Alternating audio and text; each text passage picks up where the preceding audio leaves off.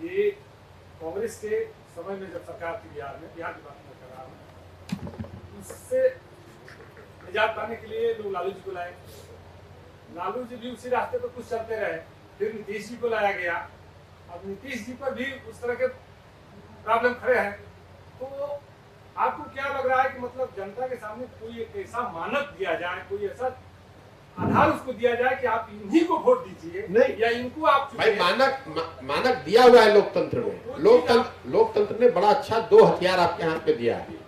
एक तो ये कि आपको ये जागरूक बनिए कि आपकी जो समस्या है उस पर वोट दीजिए। मैं मन से कह रहा हूं कि वोट देते समय स्वार्थी बनिए।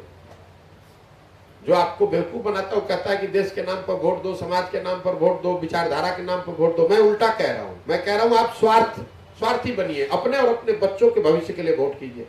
दूसरा, लोकतंत्र ने बहुत अच्छी व्यवस्था ये बनाई है जिस पर आप लोग, जिसको कहना सूरज रोज उगता है तो हम लोग इसकी चर्चा नहीं करते, मान के चलते कि सूरज उग ही रहा है, सुबह सवेरा हो ही जाएगा, लाइट आ जाएगा। लोकतंत्र में एक व्यवस्था बनाई गई है 5 साल की। क्यों बनाया गया है? चुनाव 7 साल पर भी हो सकते थे, 15 साल पर भी हो सकता था, कम खर्चा लगता, आसानी से ज्यादा काम होता। 5 वर्ष की व्यवस्था इसलिए बनाई गई है कि आप नागरिक होने के नाते जिस दल, जिस विचारधारा, जिस नेता में भी आपका विश्वास है उसके साथ खड़े होइए, उसको वोट दीजिए।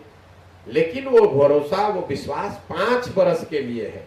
5 वर्ष में अगर उस नेता, उस दल, उस विचारधारा ने आपके विश्वास पर वो खड़े नहीं उतरे तो नागरिक होने के नाते आपकी जिम्मेवारी है कि आप नए लोगों को चुनकर लाइए। कर्नाटक में 1985 के बाद से आज तक कोई भी सरकार रिपीट नहीं हुई है।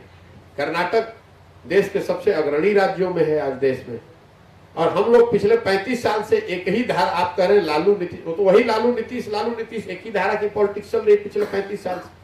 तो जब आप इस धारा से आपको कुछ फायदा हो ही नहीं रहा है और आप इससे बदल भी नहीं रहे तो सुधरेगा कैसे?